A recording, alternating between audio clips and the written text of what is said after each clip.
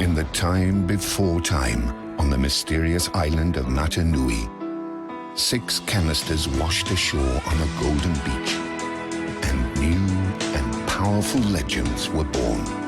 Tahu, courageous tower of fire. Lua, agile tower of air. Gali, noble tower of water. Kopaka, powerful tower of ice.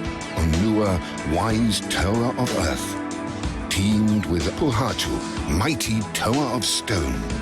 They battled the darkness of evil Makuta and the terrible menaces he unleashed that threatened the tower and the world. Time would bring new transformations, amazing weapons, masks, and armor, and new and greater power than ever before. These Toa Nuva would need all their power, all their skill, and all their wisdom to combat more dangerous threats like the Borakal and the dreaded Rakshi, servants of the evil Makuta. They brought fear, destruction, and doom to Mata Nui.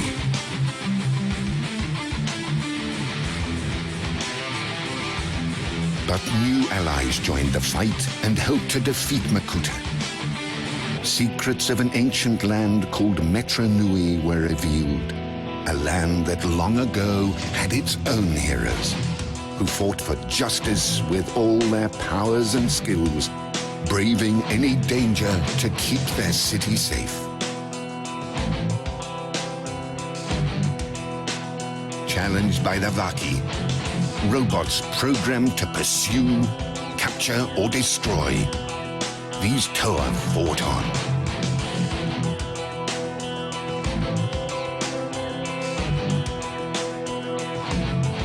Even when turned into nightmare versions of themselves, they never surrendered. Whoever the enemy, whatever the odds, they fought and they won. In other faraway lands, evil continued to grow. Monstrous creatures longing to be unleashed. But the mantle of Toa was worn by new warriors. On a quest to find the legendary Mask of Life, nothing would get in their way. Not on land or under the sea. No matter where the Mask of Life might be, no matter who dared to try and possess it with stealth, power, and evil schemes, the Toa would be there. Armed with new masks and weapons, ready to fight to save a universe. With enemies on every side, outnumbered and under attack, stranded in the depths of a strange ocean, and facing monsters beyond imagination, the Toa would find a way to win. No matter what the future may bring, some things will never change. Like the courage and daring of true heroes.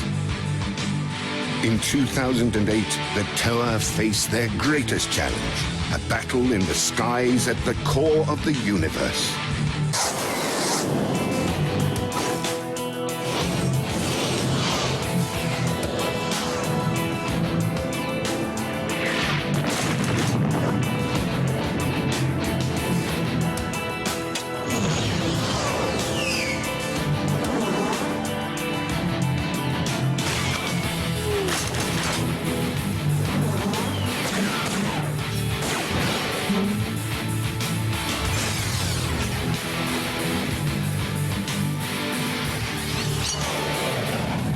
Entering the treacherous swamp of Nui, the Toa must be prepared for anything.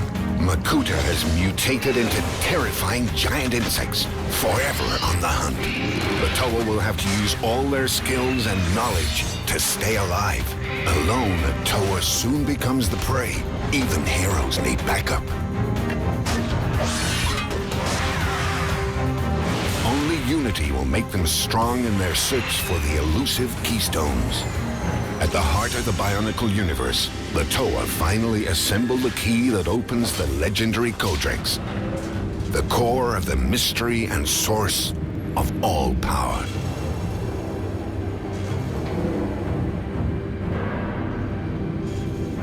Deep inside the Codex, the heroes are equipped for the final confrontation, with new craft of daring design and amazing power. Makuta steals one, and suddenly, the chase is on. Evil must be stopped if the Toa are to succeed in their ultimate quest. Reboot the Bionicle universe or submit to the power of Makuta. Dive into the darkness, ignite the flame within. Now there is no turning back. Make the future begin.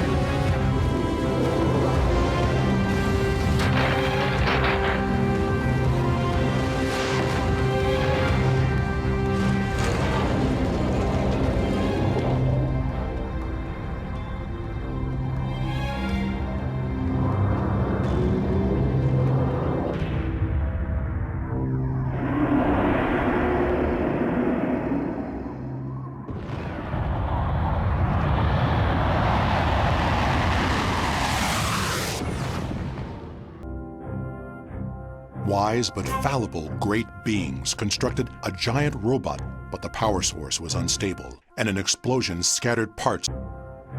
Learning from their mistakes, the great beings desperately constructed a new, larger robot. This machine was infused with an intelligence and mission to learn about the universe, and thus I awoke as the intellect of a giant robot. Smaller beings were placed inside me to maintain the inner workings. My earliest memories are of being activated on Spherus Magna. Safety measures in the form of 6 Toa warriors were put into place, just in case of unforeseen disaster. Little did anyone realize how vital these 6 beings would be in saving countless lives. Long ago, the world of Spherus Magna was prosperous and serene. But the discovery of a powerful energy source at the core of the planet turned its people against one another. Warriors fought for different sides until the stresses of battle nearly tore the planet apart. My construction was completed just in time.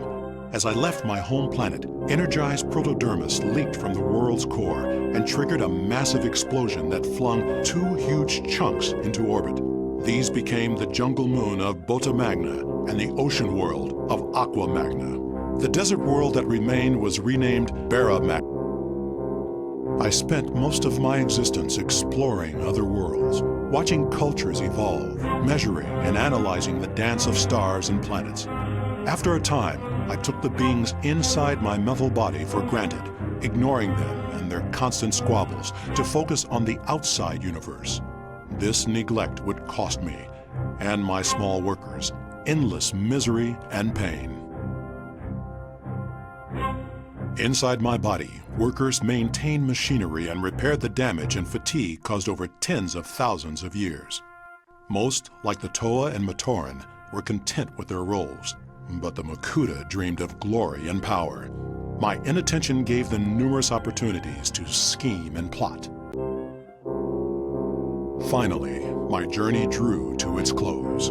As I traveled back to the planet of my construction to fulfill my final destiny, one ambitious Makuta attacked.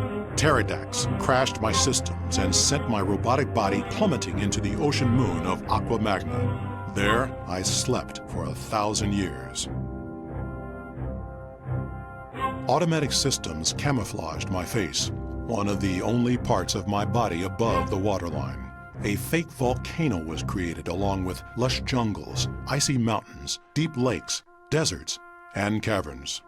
Toa brought Matoran workers to this island paradise and then transformed into Turaga leaders to guide the Matoran. Memories of being inside a robotic universe were erased from all but the Turaga. Makuta Pterodax had yet more plans. Not content with putting me to sleep, he schemed to eliminate his fellow Makuta and take over my massive robotic body. The sacrifice of brave Toa Matoro brought my body to life, but Pterodax stole my robot form before my consciousness awoke. I was flung out of my own body, imprisoned in the mask of life. I found myself on the largest chunk of Spherus Magna, which the survivors called Bara Magna. Using the mask of life, I created a new, smaller body for myself and learned more about duty and friendship than I had in all the thousands of years of being a robot. Along the way, I discovered clues of how I might free my people who remained enslaved by Makuta. Spherus Magna's past could be my future. Only two things stand in the way of freeing my people: finding a way of fixing and powering the old robot and getting permission to use it. I have a feeling neither will be an easy task. Following an Agori villager into the far north, I find him, as well as the object of my search, a massively energetic object that could power up the Bara Magna robot. It's ancient and unstable, but it's also my only chance to redeem my people's suffering. Now for the hard part. Convincing the Glatorian and Agori to allow me to use their new mega village made from the failed robot that exploded eons ago. After all they have suffered, the last thing I want to do is take away their newfound security. But I must ask. The fate of my people rests on their answer. And I also suspect their own well-being depends on this broken-down robot. The village elder has granted me use of the robot. My newfound power supply lets me take control, but I must constantly monitor and adjust the ancient systems. I have no Matoran to regulate this body. The mask of life helps me master it, but it is still desperately hard to control. Nevertheless, it feels good to once again control a powerful robotic body. Dimly, I can sense my old body standing on the water moon. Although I no longer control it, I know that battles rage throughout the robot that Makuta Pterodax now controls. The Toa and Matoran I ignored for so long fight in vain to free themselves from an evil I allowed to flourish. I must help them. But how? Makuta feels my attention, and I know he is bringing the fight to me. I must prepare quickly. First, I must send the tiny forms at my feet to safety. Then I must do the job I was built for, reuniting three worlds back into one. I can only hope this robot form. Power surges through my body, out through my metal fingertips, and I begin the process of reuniting both moons with Bara Magna. It is a tricky process, one that requires close attention. Even as I nudge the two moons onto their new paths, I feel Makuta racing closer. Time grows short. Desperately, I try to convince Makuta that we must work together, that we can save everyone and everything if we join forces. But as I feared, his insane lust for power overrides all logic. We both know we'll come to blows, and I'm not certain if my new body can take the punishment. My old body is powerful, this new one unstable, but I must try. Before blows are struck, I sense familiar beings escaping from Makuta. Sparing a small bit of my attention, I watch brave Tahu and a strange Toa of Light fight their way free. They are followed by new yellow Rakshi. Makuta has been busy. Makuta attacks me, dragging up strength from both the Mask of Life and my unstable power supply. I am able to hold off this evil, but I cannot defeat it without damaging my people inside. This battle distracts me from reuniting Spherus Magna, but unless I can defeat Makuta, it will all be for nothing. I only wonder how long my strength will last. As if there wasn't enough to worry about, Now Makuta is attacking my Glatorian and Agori friends. I can't concentrate on that right now, no matter how desperate they are. I feel a strange tickle from within. It's the Mask of Life. I knew it had a mind of its own, and now it's doing something on the ground. I spare a moment of attention to see what is happening, and I see Tahu transformed. 6 pieces of golden armor materialize around him, and I recall this particular contingency plan. It's a brilliant strategy, and I hope Tahu will be able to make it work. My moment of distraction allowed Makuta to scatter the armor, and I see enemies picking them up. It's all I can do to fend off Makuta's attack. There's nothing I can do to help Tahu. Reluctantly, I focus back on Makuta, and I am forced to ignore the battle raging at my feet. Makuta Pterodex feels no hesitation in using all the power at his disposal. I, on the other hand, am limited in my concern for those on the ground below me. I dare not unleash my full power and risk their harm. My restraint is costing me, however, and Pterodex senses it. I cannot hold off defeat much longer. Despite my own near defeat, I spare enough time to see what Tahu has accomplished. Fortunately, he and his comrades have recovered the golden armor, and he is even now putting it on. Every bit of thought and hope I can give are focused on Tahu. He must succeed. No, my distraction is nearly fatal to everyone. Makuta raises his foot and prepares to grind his foes and even his own Rakshi into the ground. There's just one chance to save everyone. Even bent over and near defeat, I can feel a ripple of power as Tahu uses his golden armor to blast the Rakshi into oblivion. The Krata slugs driving Rakshi armor are turned into dust, and the empty warrior shells fall to the ground. Makuta senses the fate of his Rakshi and pauses in mid-stomp. That provides me just enough time for a final move. Summoning every bit of power I have left, I force my battered body up in a massive surge and hit Makuta in the chest. The timing is perfect. From behind him, unseen, the jungle moon brushes against Makuta's head with a crunch. Holding on, I swing his collapsing form away from my people. I watch, tired but content, as his lights fade. Makuta is gone. Exhausted, my sensors follow the path of both moons as they spiral into a crash exactly on course. Bara Magna shakes with the twin impacts, and dust and water and vegetation cover the sky.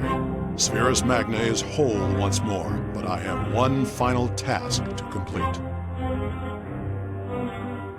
With the Rakshi and the threat of Makuta both gone, I watch the remaining Paraka and Skrull surrender. Matoran, climbing out of my old robot body, joined the Agori, Toa, and Glatorian in looking at their new home. They have much to learn from one another, and already I can see groups coming together to help one another. With a final burst of power, I complete my destiny. The Mask of Life draws from the last of the power supply, causing vegetation to flourish. Waters seep to the surface, mountains rise, sand turn to fertile soil. The splendor that was Spherus Magna blossoms once again, and I feel myself fading.